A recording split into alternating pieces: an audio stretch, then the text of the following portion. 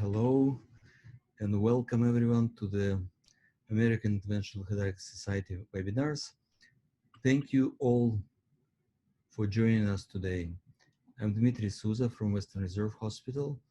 Today we will be discussing cervicogenic headaches and cervical radiofrequency ablation procedures. This is the second session. The first webinar sold out, and I'm thankful to AHS for this great opportunity to repeat this session and answer additional questions. Please type your questions in the Q&A box. We will discuss them at the end of the presentation. Please be at the lookout for further webinars and boot camps, as these educational activities counts towards the headache board certification.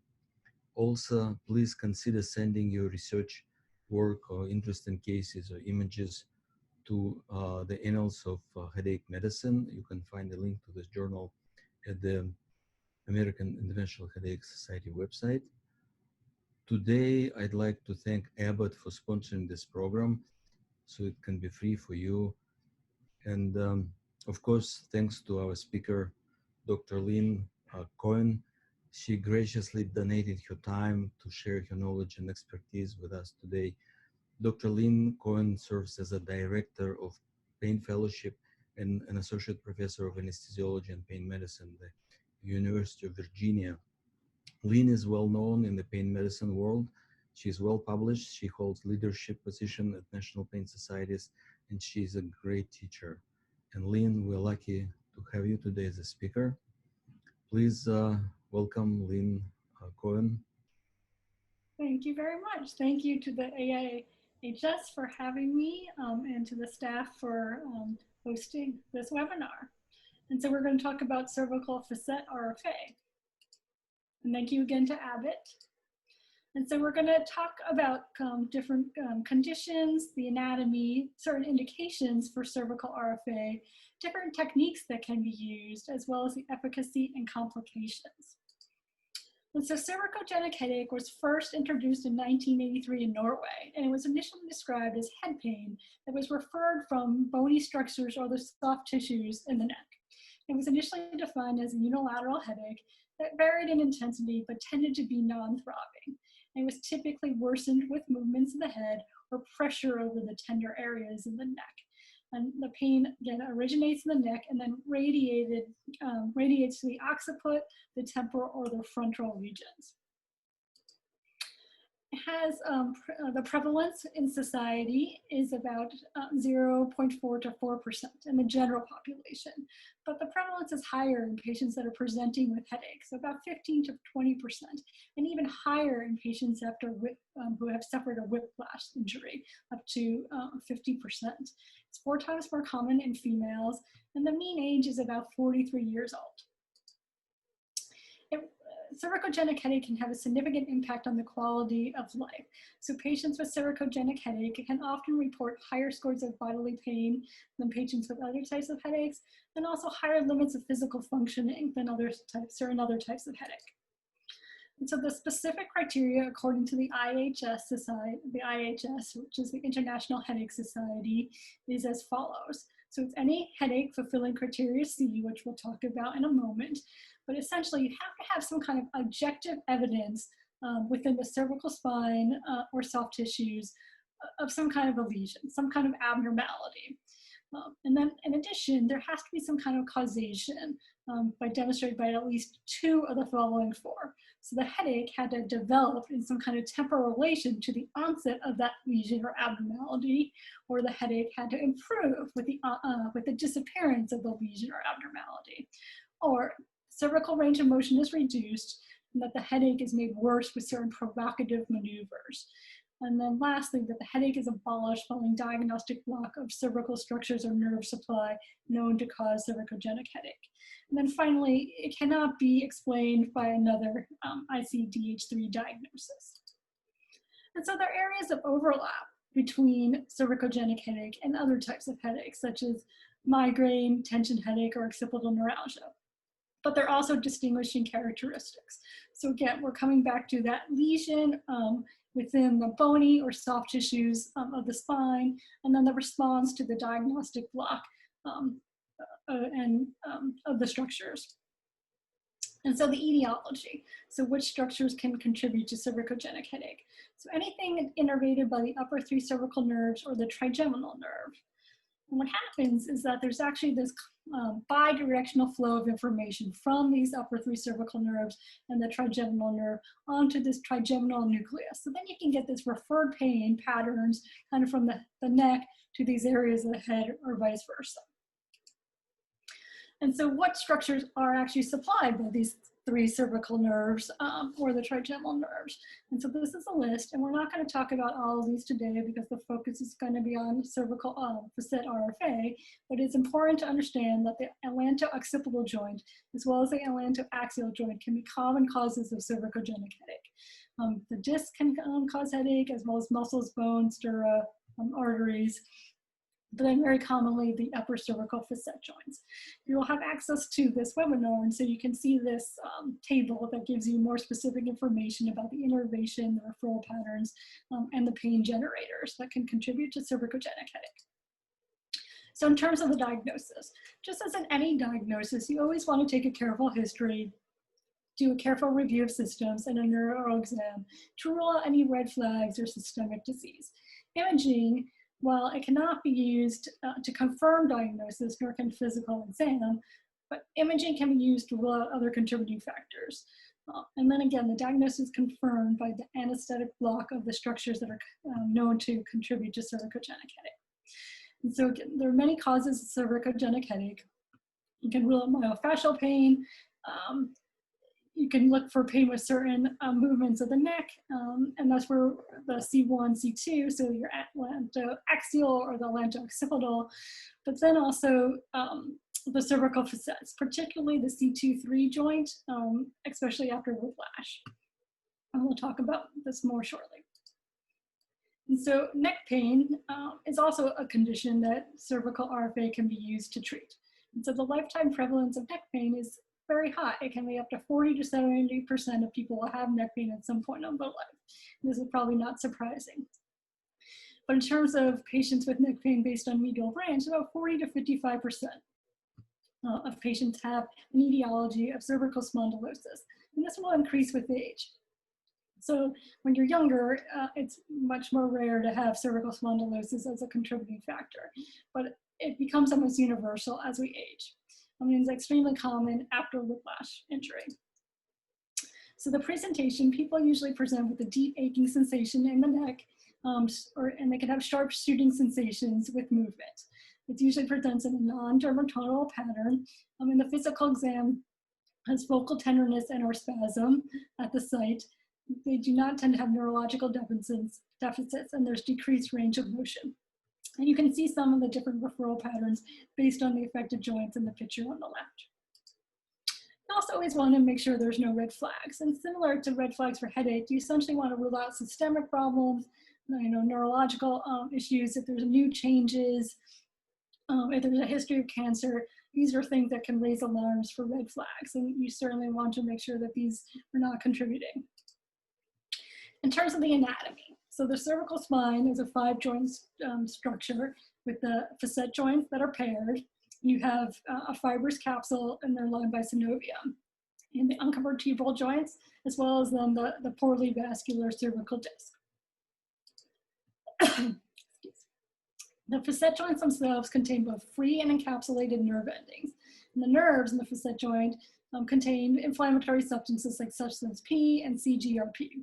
The capsule contains different nociceptors, so it can have low threshold mechanical receptors, mechanically sensitive nociceptors, and then also silent nociceptors.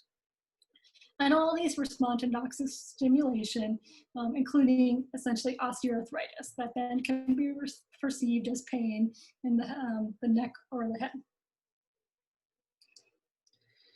And so the anatomy of the cervical medial branch nerves. So the medial branch nerves arise from the cervical dorsi rami. They assume a curved course. So essentially they come around the concavity of the articular pillar at the waist. They come around. And the medial branches are bound by fascia, and they're held against the articular pillar by essentially the tendons of the semispinalis capitis. And each facet joint is supplied by the medial branch nerve above and below the joint. So the C3-4 joint would be supplied by the C3-4 medial branch nerves. And so we're going to just take a look specifically at the C2-3 facet joint. This is the most common cause of cervicogenic headache. And it presents with tenderness to a patient over the area of the joint and is supplied by the third occipital nerve. And so you can see here, this is the inferior articular process, superior articular process, and the joint. And then the lateral view. So superior articular, inferior articular, and the joint.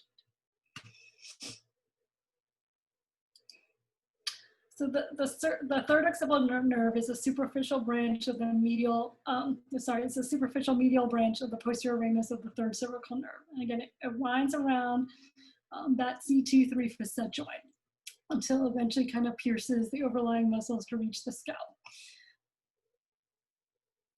And you can see pictures of that here. So it's going to cross over that joint line. The other important thing to understand is that it's the biggest of the medial branch nerves. You can see in these pictures the diameter is large, and so it's got the largest diameter of the medial branch nerves, and this sometimes impacts different techniques used to denervate. The lower facet joints are similar. You still have your inferior and superior articular processes as well as the joints. You can see that here. The medial branch will cross over the midpoint, which we'll talk about. This is a table that gives more specific information, and as you will have access to the webinar, you can look at that in further review at a later time. So what is cervical RFA? So RFA essentially uses high frequency electrical current to produce controlled thermocoagulation. It's essentially thought to produce Wallerian degeneration of the afferent nerve fibers, and essentially denaturing of the A delta and the C fibers that therefore then prevent signal conduction. And so when would you do RFA? And so you have to have some kind of persistent pain. So head or neck pain lasting at least 3 months, and it cannot responsive to conservative treatment. So you always want to try conservative treatment first. You can try NSAIDs, physical therapy, and see that if they're not responding, then it may become an option. And then they have to have relief from diagnostic blocks. And the percent of relief is controversial, and we'll talk about that some later. So what kind of equipment is needed? So you need a generator, and there are different companies that have different types of generators, as well as you need your RF needles and probes. And there's many different types of RF needles, sizes, gauges are different, whether the needles are curved or straight are different. And then there's also protruding electrode needles such as Venom or Nimbus, as well as cooled RF. And the type of needles that you use may alter the technique that you use to perform the denervation. In addition, it's important to understand some of the basic physics of the different techniques or the different types of needles. So in traditional, it's a continuous current, and the tip goes to 80 degrees. In cold, it's also continuous, but while the tip is 60 degrees, we'll talk about in a second, the tissue still heats up higher than that. With protruding electrodes, again, it's continuous. And then pulsed essentially gives these quick 20 millisecond bursts of energy twice per second, and kind of followed by this quiet phase that gets up to 45 degrees Celsius. What's important to understand is, depending on which of these you use, you need to understand where is going to be the strongest heating that is occurring. So for continuous modes, strongest heating tends to occur surrounding the electrode, not off the tip. Whereas in pulse, the strongest energy field is going to be off the tip. So again, this is important when you're deciding which technique you're going to use. And we'll talk about also cooled in a moment in terms of where the energy field is. And so we talked about with the continuous that the electrical field is more surrounding the tip of the active tip of the needle, the same as a regular monopolar needle. The protruding electrode might make this bigger, but again, it's coming surrounding versus off the tip. Whereas in the cooled electrode, you're going to get both around a more of a sphere. So you're going to go both adjacent as well as protruding off the tip. And this is because in cooled, you're using the cooled water current to essentially dissipate the heat and decrease the impedance so that the lesion can grow. And you can see pictures of this here. So this is the protruding electrode. there's faint lines here where you can see the electrode tips and the lesion. This again is a protruding electrode, and here you can see the cooled electrode. And then this is a cooled compared to a regular monopolar. And so there's 3 different techniques that can be used when performing cervical denervation: a posterior lateral technique, a posterior technique, as well as a lateral technique. And they all have some advantages and disadvantages, which we can talk about. The posterior lateral technique was first published back in 1980. And in this technique, the patient is supine, and the C-arm is in an oblique position in order to visualize the foramen. And in this view, what happens is the medial branch nerve is essentially kind of at this midpoint of a line that's connecting the tips of the superior articular processes, just posterior to the foramen. And so in order for the needle insertion is just posterior and caudal to that target point. And so in the oblique view, you want to oblique the C-arm about 20 to 30 degrees so you can see a nice view of the foramen. And then in the AP view, you often have to do a caudad view to get a good picture of the waist. But essentially then you direct the needle anterior, in an anterior cranial position to come to that target point that we discussed. You can see that here. The important point to realize with this technique is that it's not a coaxial view. And so the learning curve for this technique can often be more difficult. However, since the patient is in a supine view, you have better access and can see the patient and see their response. The lateral technique was initially described for MBB, but it was later described for medial branch denervation. The patient can be either supine or lateral, and the X-ray is positioned so that you can have a coaxial view. And the target is the midpoint of the rhomboid of the facet column. And so we'll see some pictures of that. Very important, though, is that you need to align your articular pillars, both in the cranial caudal position as well as in a medial lateral position. You often might have to repeat this for different levels, because you can see here at the C6 level, they are superimposed, but at the target level, they might not be. So you really need to make sure that these are superimposed on each other properly, because if not, you are risking potentially injuring the spinal cord. In the lateral technique, you place the marker over that midpoint, and then you advance the needle down to the target until you hit bone, and you can repeat this for each level.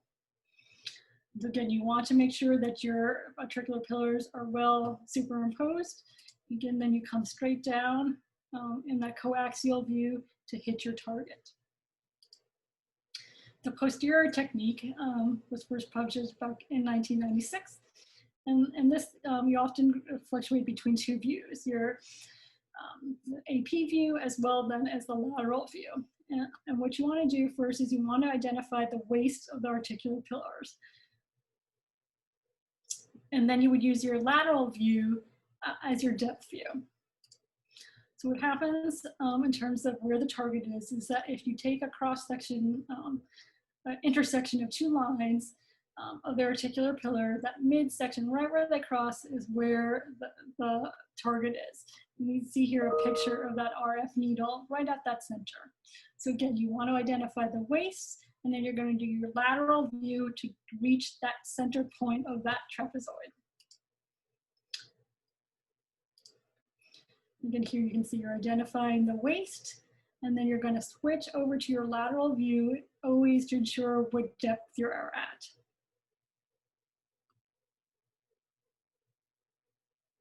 The challenge sometimes with this technique is that the head, the jaw, and the face can sometimes obscure your view.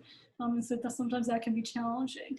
It's difficult to see the waist. What I often recommend to our fellows sometimes that we go lateral early, so that way you can just kind of make sure that you're actually lining up properly. And then techniques for the third occipital nerve. So we talked about how the third occipital nerve was the largest nerve, and so that's why some techniques recommend actually a 3-needle technique in order to capture that nerve. The other important thing to understand is that there can be variation. So it can sit right across the joint line, it can sit a little bit high or a little bit low. And so the posterior technique, you want to still find, instead of the actual waist, the joint line, and then you want to switch to your lateral view again for your depth. You want to be right across that joint line. And these are more pictures, and here is the video. So again, identifying the joint and the posterior view, and then going to your lateral to understand where you are in your depth. You can also use a posterior lateral technique as well. Again, kind of coming in that cranial caudal anterior position, and then going to your lateral view to see your depth. You can also come straight down in the lateral technique, identifying the joint line and coming straight down in that coaxial view to your target. It's important to understand in terms of these different techniques that if you're using the lateral view, you need to use a system that's going to have that projection off the tip, such as the cooled RF technique or potentially pulsed. If you use one of the other techniques, you're not going to be parallel to the nerve and you're not going to create a big enough lesion. So other important factors in RF.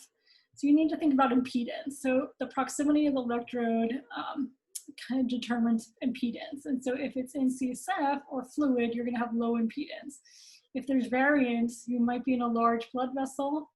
If you're on bone, sometimes the impedance can be high. And if there's a sudden large increase, you can have potentially moved from fluid into tissue. Testing. Testing is controversial. If you do testing, it's 50 hertz, and usually you want the patient to respond to by saying they feel something less than 0.5 volts. Motor, essentially that no motor stimulation should be felt in the extremity, so in the arm, at 2 hertz, and no less than 2.5 to 3 times the sensory threshold. Lesion times vary, so 80 degrees Celsius usually between, usually around 90 seconds for traditional, and then cooled is for up to 150 seconds. Again, even though it's 60 degrees at the tip, the lesion of the tissue for cooled goes up to 80 degrees. So what are some common side effects and complications? So when you're denervating the third occipital nerve, and these numbers are very high. I think most people do not necessarily report this, but numbness, dysesthesias, hypersensitivity, and itching can occur. Temporary ataxia, again, from the study saying up to 95%. We tend to not see this in our practice. You can have serious injury to the vertebral artery or to nerve roots, and we'll talk about this more in a moment, as well as spinal cord injury. For C3 to C6, you're going to see less of a ataxia since some of the semispinalis capitis are responsible for tonic neck reflexes, and that's why it's more common at the TON. But you can still see numbness in the cutaneous territory of the coagulated nerves. You can see dysesthesia as well, post-procedural pain, potential vasovagal, which can occur with other procedures as well, but tends to probably occur with a higher incidence in the cervical region, and potentially neuritis.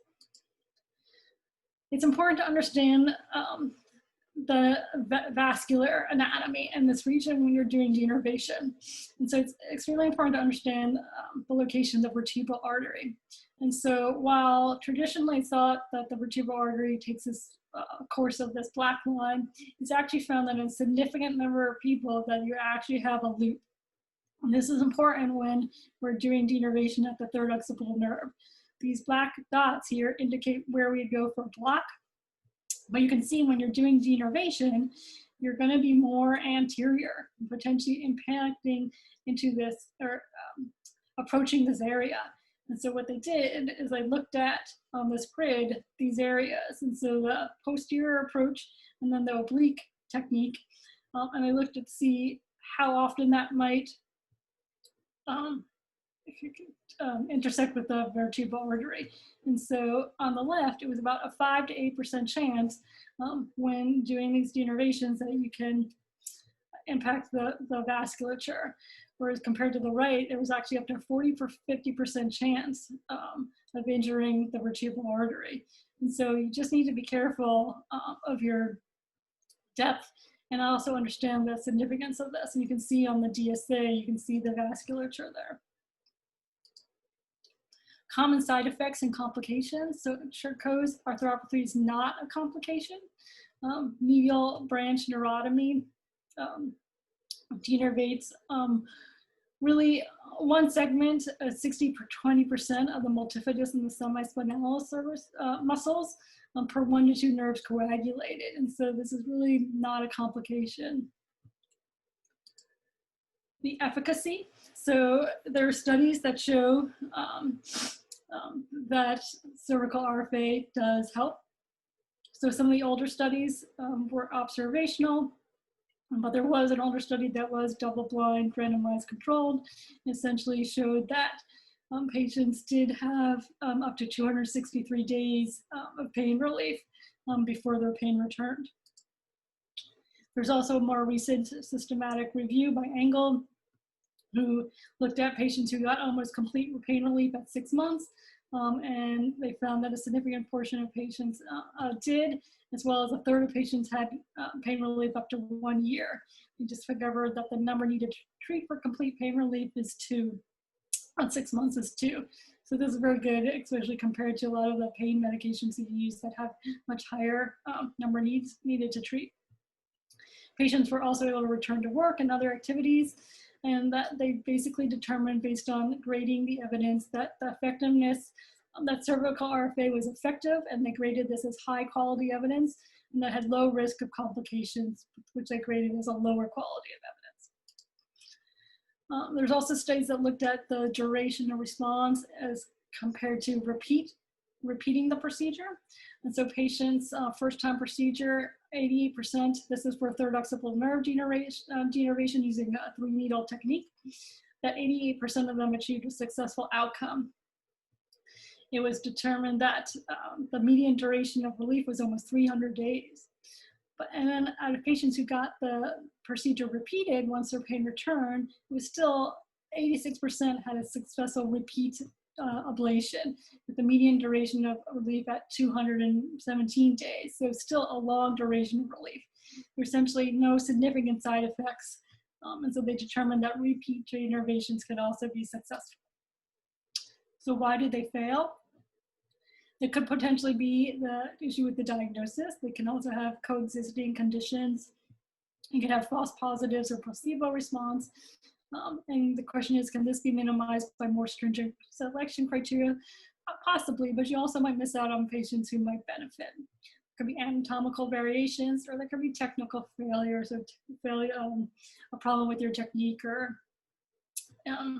resulting in inadequate desired effect. So in terms of medial branch blocks and percent relief with RFA, so some people might suggest 50% versus 80%. Is there a difference? In some studies, it showed that the success was the same. But what if you use 50% relief with a single medial branch block compared to 80% with dual medial branch blocks? So this study showed that there was a higher percentage of relief if you use more stringent criteria and more blocks. Volume. The lower the volume is going to increase your specificity. So 0.25 mils increases the specificity compared to 0.5 mils. And again, 1 versus 2 blocks. So 2 blocks, while you might improve your success, you might also miss people who might have benefited. This is a study comparing essentially 100% pain relief with 2 blocks versus 80% pain relief with 2 blocks. And they essentially found that it was the same. And so that use of this more stringent criteria of 100% pain relief versus 80% did not result in better outcomes. So in summary, cervical RF can be effective, so 65 to 80% effective if properly diagnosed. Complete relief is possible and may persist greater than 1 year. Repeat procedure offers similar efficacy and duration of relief. And the same, it's a safe procedure with minimal side effects that resolve by 6 weeks post-procedure. But beware of anatomical variations or mechanical inadequacy. Post-RF may be similar efficacy with fewer side effects, but studies are less supportive than conventional. And the technique used may be based on body habitus or the technology used.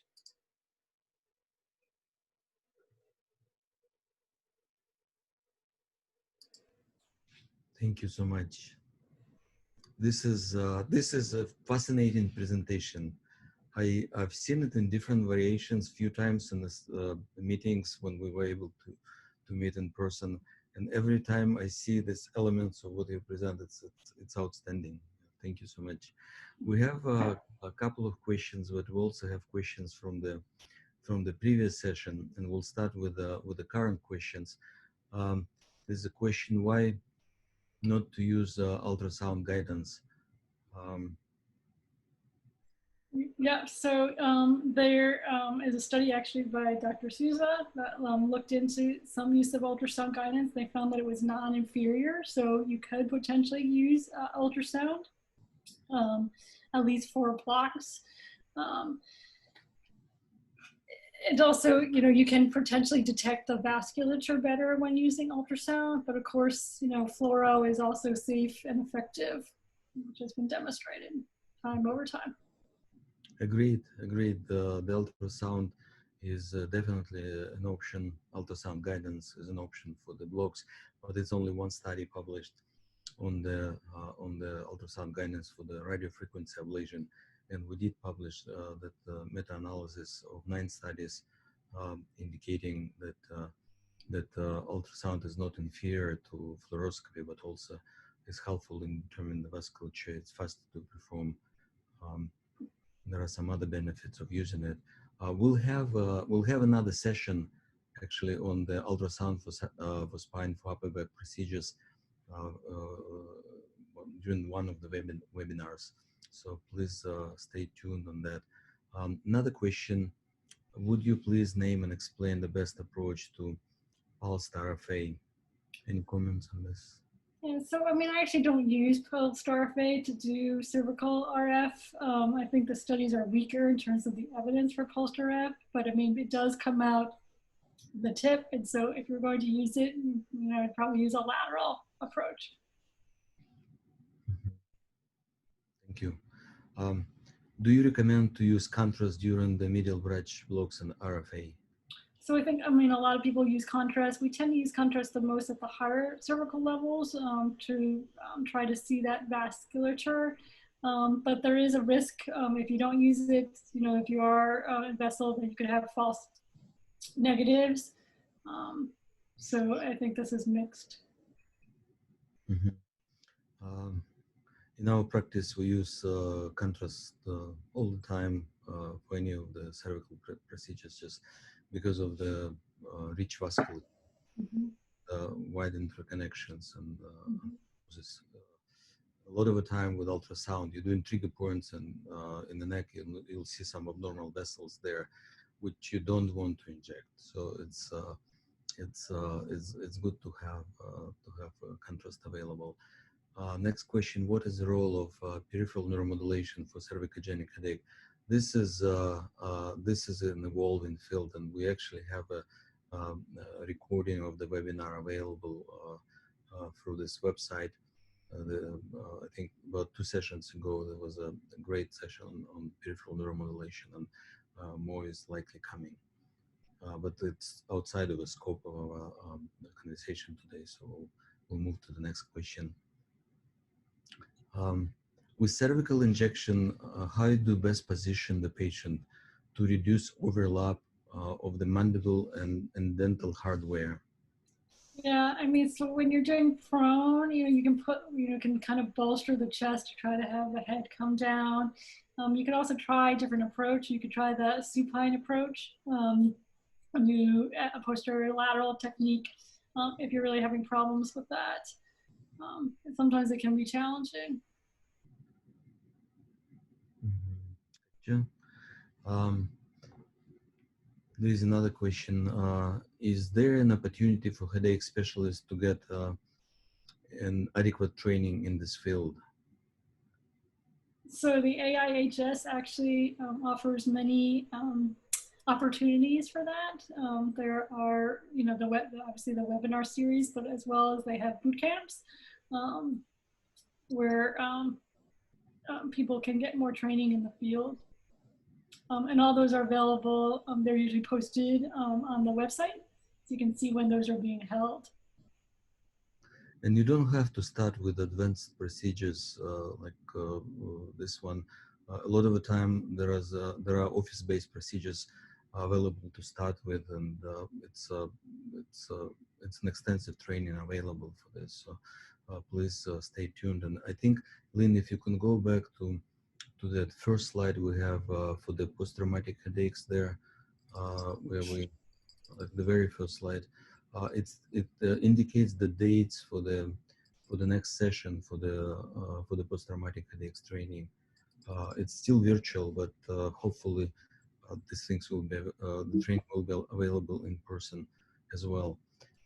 Next question: using a posterior approach, is that your preferred needle? What is your preferred needle and the length and active tip? What is your preference? So we tend to use, when we do the posterior approach, a 10, so 10 millimeter active tip, 10 centimeter needle. I don't know if Dr. Susie uses the same. Yeah, I've seen different options there too. It's thicker needle, like 20 gauge. We use 22, and also we use 5 millimeter active tip. If you locate the needle properly, you can be very precise in getting the nerve. So it's you don't have to use a very large needle like the one used for the lumbar, for example, just because of extensive vasculature, and you don't want to cauterize the vessel, for example. Have to be careful with that. Next one: how you do differentiate migraine from occipital nerves, which originates from occipital nerves, particularly third occipital nerve, from cervicogenic headache? There's a it's an interesting question. Yeah. Thank you. And so again, you want to see some kind of evidence. I'm just trying to go back to the slide. Some kind of evidence of some kind of abnormality within the neck that you might not see with occipital nerve headache that would be contributing with migraine. So although just because you see some kind of facet arthropathy or something like that on imaging, that does not necessarily make the diagnosis. In terms of that combined with that type of headache is more diagnostic. Also, the ultrasound guidance may be helpful. You can frequently see an entrapment of occipital nerve in the muscle that gets swollen, and we actually published a case as Dr. Samir Naruza's patient get tremendous relief from Botox injection around the swollen nerve there. It was a nerve entrapment. And see, injecting, for example, occipital nerve as a field block in the occipital ridge area is very similar to Samir and Aruz usually offer this kind of analogy that it's the same as blocking peroneal nerve with somebody with radicular pain. So you have to really get to the origin of this. If this is a true occipital nerve neuralgia, you'll be likely be able to see the entrapment and to help patient at the level of entrapment. If this is some kind of occipital nerve for the nerve block for the migraine headaches, it's likely going to help wherever you put the medicine. The field block would work as well. So it's important differentiation. Next is most insurance companies say that the third occipital nerve RFA is experimental. How you navigate this? So we look, while they often say almost lots of other things are experimental, we have not encountered this problem. We certainly encounter it with the occipital nerve, but I have not encountered this with the third occipital nerve. Sometimes I've run into the problem that they don't understand. I think the person at the insurance company doesn't understand the difference between the third occipital nerve and the occipital nerve. But sometimes I've had to, explain to them that it's not the same, and they like to think in terms of joints versus the actual medial branch nerves. So sometimes trying to just get them to understand that we're treating the C2-3 joint can sometimes be helpful. I'm not sure if you guys in Ohio have encountered that, but in Virginia, luckily, that's one thing that they have not. They have It not said. varies. It varies from insurance to insurance, from state to state. It's kind of looks like some kind of random policies. And the best way to handle this is actually to present your cases, publish your research, do high quality randomized controlled studies. So you can present the data. We're working on the occipital nerve guidelines to present, and hopefully it will be approved. And the same relates to the other procedures you do. The cervical ablation is very effective. I've seen that slide you present the efficacy. It's outstanding. It really works. Patients love it, and this should be supported. Please send your cases, send your images to the journal of Annals of Headache Medicine, and it will be reviewed as a peer-reviewed journal. And it's a free publication, at least for now. I think it's a good way to spread the knowledge and present present the cases. Yeah, And I would agree. I mean, I think for cervical, the evidence is stronger than lumbar only because there's so much other, things that can contribute to low back pain versus, in the neck. The success can be very high. so another question is about posterior lateral approach you described. Do you use prone position for that, or how you do it? The described technique is usually in the supine position, kind of with that oblique view. Okay. I've seen you presented like different ways to block and to do the third axillary nerve RFA. There is a question: how you recommend is a single, double, or triple needle? What is your? So, despite in literature can often be describing this 3-needle technique, we use a single needle technique. Sometimes we'll use the cold RF to make that bigger lesion and kind of do the lateral approach. But we do just tend to use a single needle approach, and we've gotten good results. But you do need to be careful because that could be variable, and it is a bigger nerve. So. Mm-hmm. Next question: do you do a screening ultrasound exam pre-RFA to make sure there is no abnormal vasculature? Um, and if so, if you see something, would you just abandon the procedure? We have not been doing a pre-screening ultrasound prior to, but combining the use of ultrasound, certainly you can look for the vasculature better that way. Mm-hmm. It's important to to to provide safe care on many levels. So contrast injection would be very helpful if you're not using ultrasound. We do use ultrasound and fluoroscopy for example, selective nerve root blocks at the neck. It's just for the patient safety. Even it's compensated only for one imaging modality. It makes sense to do it. But if you use contrast for the medial branch block, it's typically would be sufficient, like you mentioned. And another Another question, do you stop anticoagulants before cervical um, RF? So we tend to follow the ASRA guidelines. So I mean, if it's simple NSAIDs and there are not other risk factors, then we may not. But certainly we do for things like Plavix or Xarelto or Eliquis. Obviously, with permission from the prescribing physician. Do the same. What about salicylic acid aspirin? Joint decisions. So usually they're the 4, kind of the 6 days, depending if it's primary or secondary prophylaxis. And again, kind of depending on their risk factors, but.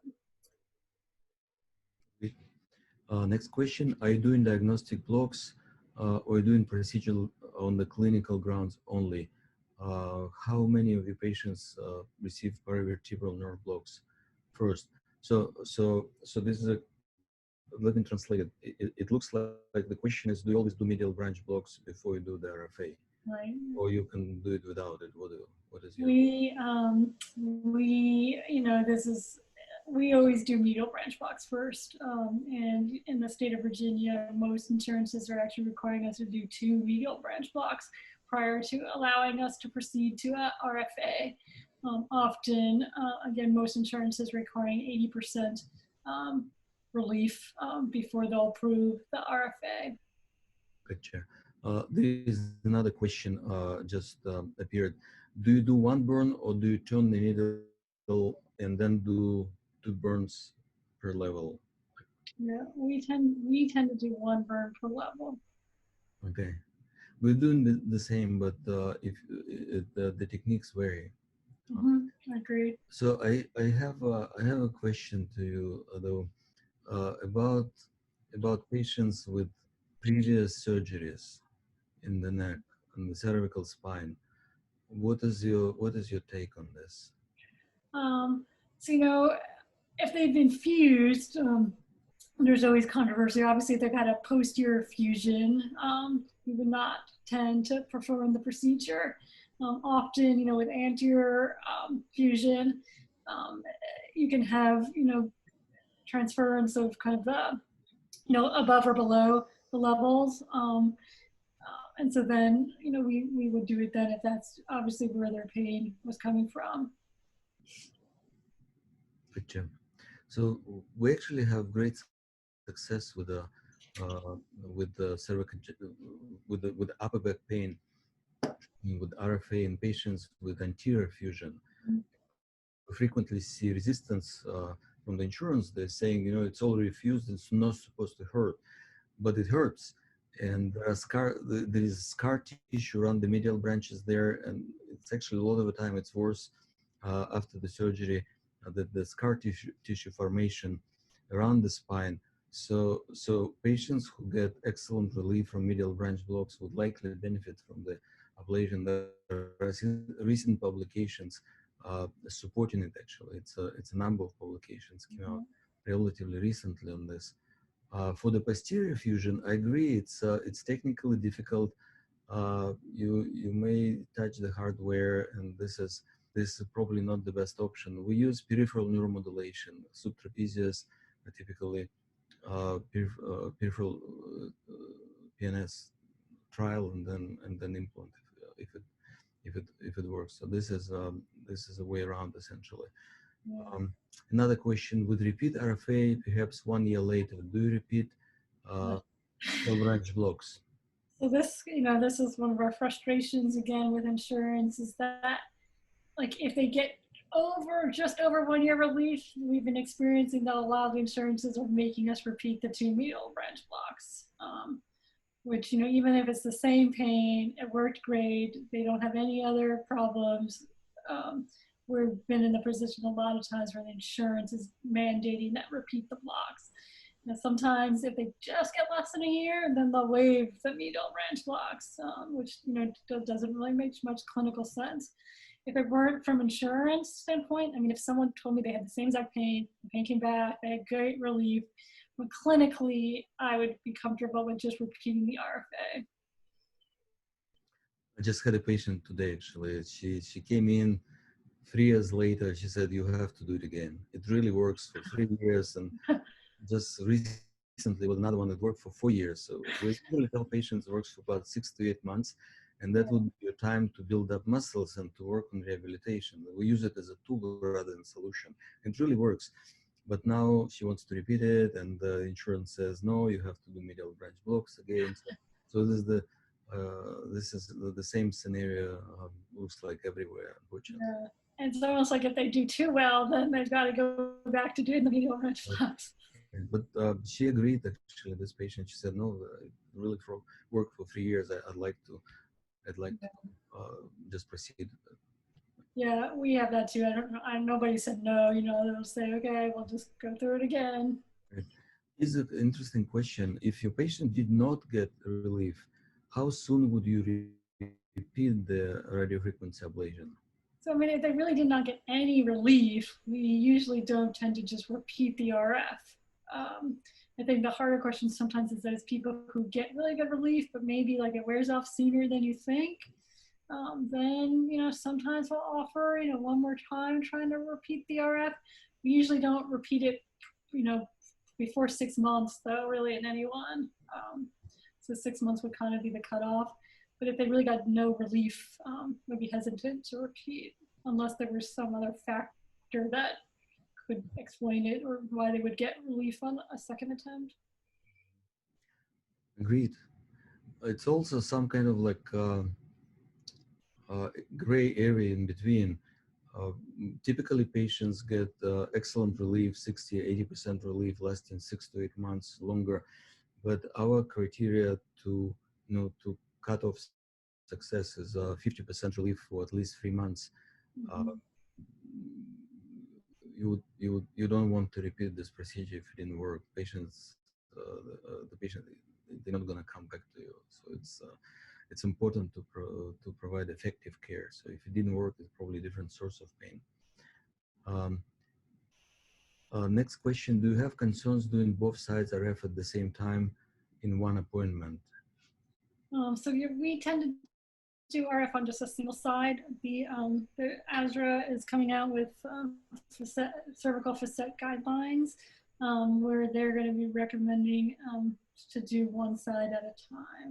Mm-hmm. There are people that safely do two sides, all the time, but that's that will be published in the upcoming months. Mm-hmm. Excellent. So that question reminds me about a surprise we have for you guys. We have questions from the previous webinar we couldn't answer. It was a lot of questions, not enough time. So we asked the best of the best, and we got answers for those questions.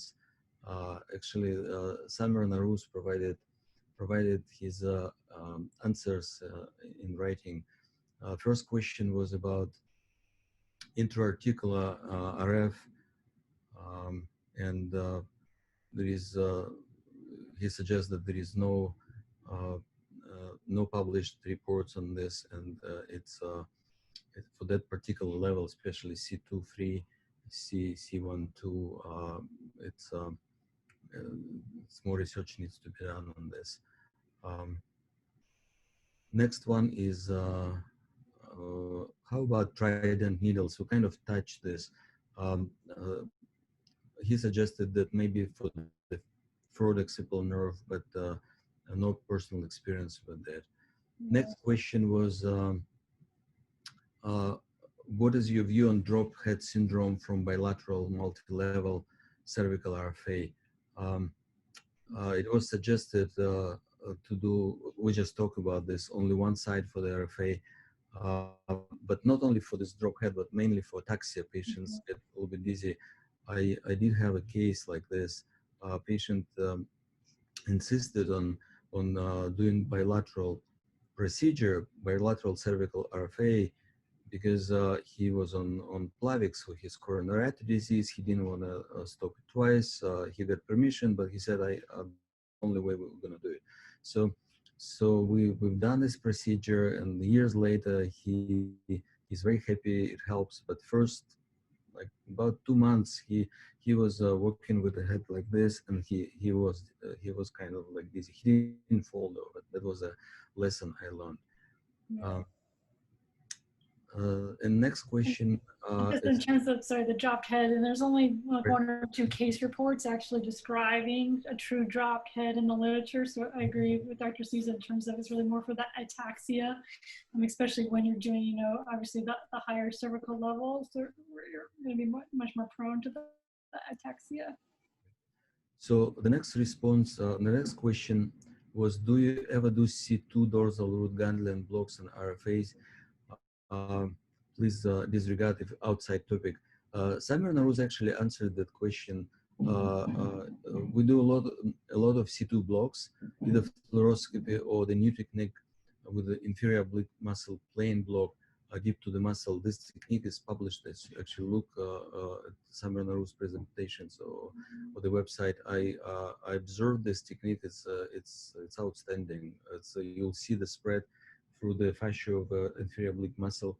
It gets to the all the important points there, and it's tremendous relief. So actually we've seen it. I've seen it on the boot camp, and you can be part of this program to check it out. Um, Next question is radiographic needle position.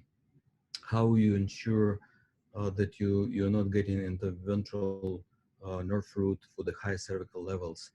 So Dr. Narus suggested that nerve stimulation and motor response would be additional layer of security and safety. Lynn, what do you think? Yeah, and I think there was a related sub question to that about the vasculature as well as how do you guarantee. I mean, you can't guarantee that, but you can use contrast and ultrasound to try to decrease the risk. Okay. Any experience using pulsed RFA for 90 seconds before the terminal radiofrequency ablation to decrease post-procedural pain? Um, uh, Dr. Naruz indicated that there is only one report, and it was in lumbar spine. So he suggested to proceed with more research there. Let me take a look.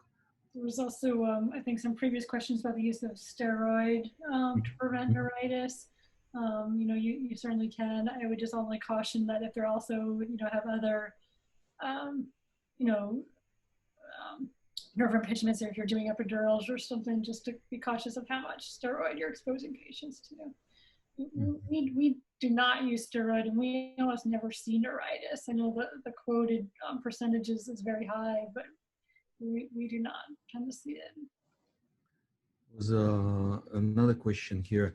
We actually, guys, we have only few minutes left, and we're getting close to the conclusion. But there is an interesting question here. What is the percentage of patients you see that are related to trauma or potential injury litigation? Yeah, I mean, it's hard for me to maybe say exact percentage. Certainly, I think a large percentage of them potentially have a like remote history of some kind of a whiplash, car accident, rear-ended. Not all, and certainly, some percentage of those are in litigation, but definitely say there's a higher percentage that just report a kind of a remote history of some kind of a whiplash type injury. Mm-hmm. I agree. We have very similar in our practice, but you do see a kind of a uh, mm, remote onset of upper back pain and cervicogenic headaches. Initially after the injury, a lot of the time is uh, corticosteroid kind of fly fight reaction, and patients don't even go to emergency, for example. But then later on, 1 week later, they come with a whiplash Mm-hmm. or some kind of upper back pain which may be persistent. So this is not something unusual to see patients like this. It looks like we covered all the questions. Look up here. Um, if no additional questions, I'd like to thank you again, Liam, and American Interventional Headache Society for this great opportunity to meet and to learn. Thank you so much, and please join our next session on post-traumatic headaches in January. Thank you again. Thank you. Thank you, everyone. Stay safe and be well. Bye.